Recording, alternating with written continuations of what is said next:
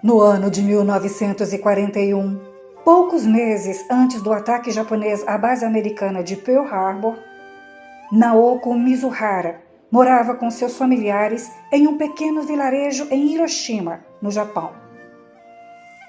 Sua família era pobre. Seu pai trabalhava como pescador e ela ajudava sua mãe na confecção de vasos para o sustento da casa. O bairro era em uma cidade predominantemente católica, em um país budista e shintoísta ao mesmo tempo. Seus familiares, que eram cristãos católicos praticantes, visitavam a igreja aos domingos com frequência. Sua mãe, Kenko Yamashita, tinha o hábito comum de todas as noites fazer orações com seus filhos pequenos antes de dormirem.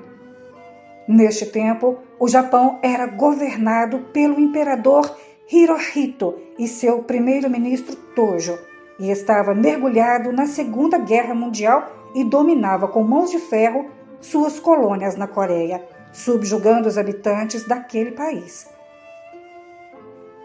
Aquela nação asiática vivia um próspero período no cenário geopolítico da Ásia, com a invasão da China e de outros países da região. Foi nesta época do apogeu japonês na Ásia que a vida do povo chinês não foi nada fácil nas mãos dos japoneses, pois os seus soldados estupravam mulheres, assassinavam seus filhos e maridos, além de escravizar os seus habitantes. Nesta época, o Japão se orgulhava de nunca ter sido invadido e ocupado por países ocidentais, já que a realidade dos outros países da Ásia era bem diferente da Terra do Sol Nascente. Mas isso mudaria mais tarde. Não era caso da China, que tinha perdido parte de seus territórios para países como Portugal e Inglaterra, tendo, inclusive, parte do seu povo escravizado por europeus.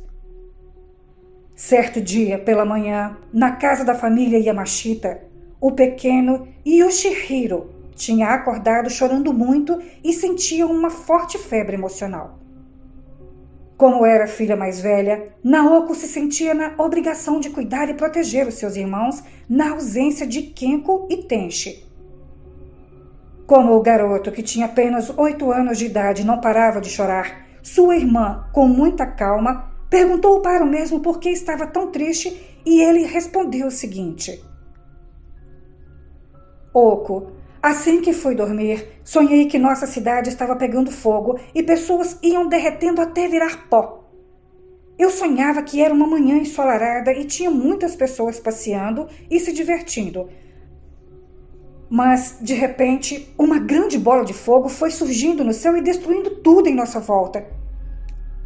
Tudo que era destruído pela bola de fogo desaparecia no sonho, inclusive nossa casa, disse ele para a irmã, chorando muito e engasgando ao mesmo tempo. Naoko tentava acalmar o pequeno irmão, dizendo o seguinte: Calma, você teve apenas um pesadelo enquanto estava dormindo, e essas coisas acontecem nos sonhos. Tenho certeza que isso nunca irá acontecer, pois nosso país é muito poderoso e bem armado, disse ela, abraçando seu irmão. Do outro lado do mundo, vivia no Brasil alguns parentes de Naoko que tinham migrado para cá no ano de 1908, no navio Kasato Maru. E um desses era o seu primo Kazuma Takahashi. Este veio trabalhar em Guaratinguetá, numa fazenda de laranja do interior paulista. Como nunca perdia contato com seus familiares do Japão, ele estava sempre mandando mensagem para os primos. Kazuka era um jovem solteiro de 25 anos, muito trabalhador, que conseguiu, com muita dificuldade, comprar um pedaço de terra naquela região, onde começou plantando hortaliças e fazendo seus negócios prosperarem por um breve período antes do Brasil declarar guerra ao eixo Itália, Alemanha e Japão. Naoko era uma linda jovem japonesa e de uma beleza exclusivamente rara entre as meninas do seu vilarejo. Inclusive, chegava até a provocar inveja entre as garotas mais velhas. já que alguns rapazes da vila se encantavam por ela, mas não conseguiam obter sucesso por causa da presença intimidadora de seu pai, Tenchi Mizuhara, uma vez que ele temia que algum rapaz aproveitasse da inocência da moça, que só tinha 14 anos naquela época. Era uma tarde comum de inverno de 1941. Todos estavam dentro de suas casas, mas, subitamente, seu primo mais novo, Minamino, de apenas 5 anos de idade, desapareceu perto da mata que ia em direção da floresta de bambu. O garoto ficaria desaparecido por 2 semanas seguintes, sendo encontrado por um grupo de homens que cortavam bambu próximo daquela região. Os homens encontraram o menino caído perto da cachoeira, com o seu corpo muito desnutrido e com feridas superficiais nas pernas. O pequeno Minamino parecia desorientado próximo da cachoeira quando foi encontrado. Um dos homens, que se chamava Hanzo Yamaguchi, assim que viu o menino que estava com seu corpo bem desnutrido e quase desmaiando, o pegou, colocando-o no colo e partiu rumo ao vilarejo. Assim que tomou conhecimento que o pequeno Minamino fora encontrado próximo da cachoeira, Naoko correu e foi chamar os seus pais, que estavam na casa de uma vizinha idosa. Passado poucos dias, o menino, já recuperado, contou para todos na casa o motivo de seu desaparecimento. Ele diria o seguinte: quando eu estava brincando no quintal, apareceu uma jovem de longos cabelos compridos, pele muito branca e trajava um kimono azul marinho e um guarda-sol de bambu. Ela ficou parada em minha frente, me olhando e sorrindo, sem dizer nada, fazendo um sinal para que eu ficasse em silêncio, e de repente começou a caminhar em direção à floresta, vagarosamente. Eu sentia dentro de mim uma vontade de ir atrás dela e assim o fiz. Caminhei muito com ela e chegamos perto da cachoeira. Ela pulou na direção da queda d'água e eu iria fazer o mesmo, mas ao ver aquela altura fiquei com muito medo e minhas pernas travaram. Quando olhei mais abaixo, vejo um boneco de bambu preto dentro da água, com uma roupa azul que ficou vermelha com a cabeça de porcelana. Aquele boneco se debatia dentro da água e nadava como uma pessoa comum e, ao mesmo tempo, girava como um redemoinho. Aquele boneco era muito medonho e eu comecei a chorar com muito medo. Eu tentava voltar para casa, mas não achava o caminho de volta e ouvia passos correndo no escuro, sem falar que havia uma pessoa que mordia minha perna sempre à noite, mas eu não conseguia ver quem era, já que estava muito escuro, e sentia fortes dores. No dia seguinte, caminhei pela floresta, mas não achava ninguém, até que depois cheguei perto de outra cachoeira e fiquei ali bebendo água. E foi assim que fui encontrado, disse o menino, deitado em sua cama. O casal ouviu o relato do pequeno garoto com um certo espanto, pois, mesmo sendo um pouco céticos, eles acreditavam muito no sobrenatural, já que o Japão é uma terra mística.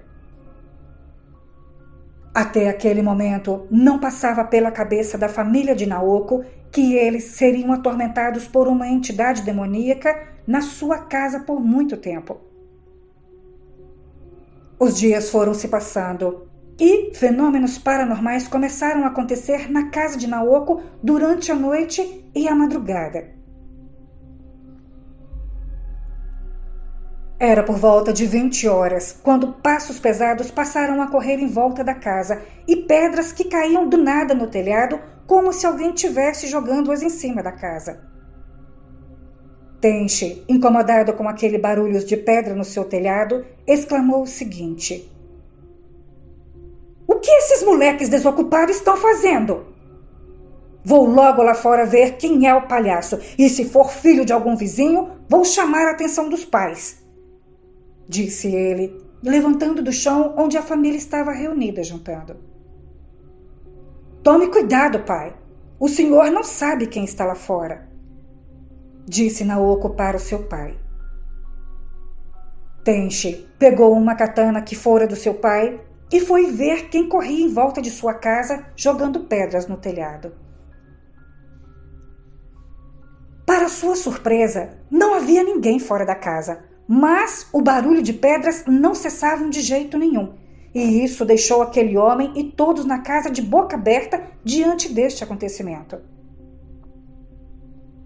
Felizmente, os barulhos foram parando, mas o pior ainda estava por vir, pois era meia-noite quando todos dormiam e uma opressão tomou conta daquela moradia. Tenchi, deitado ao lado de sua esposa, despertou do sono do nada e sentia uma energia maligna tomando conta do seu corpo que o deixava em pânico, com o corpo todo paralisado, enquanto algo sem explicação caminhava em volta da casa, fazendo todos sentirem um terror inexplicável. Tenchi e sua esposa só choravam, com lágrimas escorrendo dos seus olhos. O pequeno Minamino, que morava na mesma casa, rolava tendo fortes pesadelos, como se alguém lhe torturasse no sonho.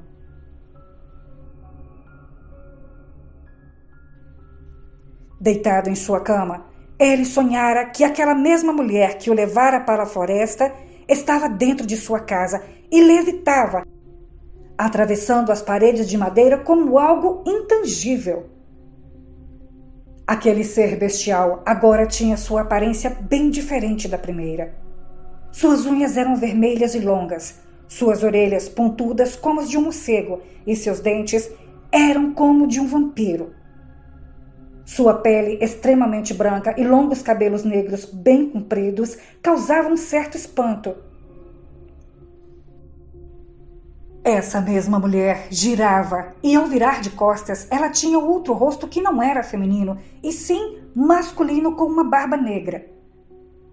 Aquele rosto deu lugar a um homem trajando roupas nobres, com uma longa barba negra, e os seus olhos brilhavam, e cada girava que ela ia dando, seu rosto mudava do feminino para o masculino. Aquele demônio girava como se fosse um peão e dava risadas macabras. E ao olhar para os pés daquela criatura satânica, aquele menino viu que os pés dela eram 2 galhos de bambus secos e escuros. O pequeno Minamino, em seu sonho, tentava sair da casa, mas não conseguia, e sua família, que também era atormentada, não podia fazer nada, pois aquele demônio estava em sua casa com uma fúria avassaladora. Os pais de Naoko, que estavam acordados na cama, viu aquele demônio atravessando as paredes como se fosse uma névoa, mas não conseguiam se mexer. E só tiveram paz quando Kenko começou a fazer uma oração para que Deus protegesse todos ali na casa. E assim, aquela entidade desapareceu, dando origem a uma névoa úmida e cinza. Assim que o dia amanheceu, todos na casa estavam envoltos de um silêncio que só foi quebrado quando um vizinho chegou chamando Tenchi para conversar sobre o festival do ano passado. Por mais que a família não quisesse aceitar, a sua casa estava sendo atacada por uma entidade das trevas e iria atormentar a vida de todos que ali viviam por um certo período de tempo.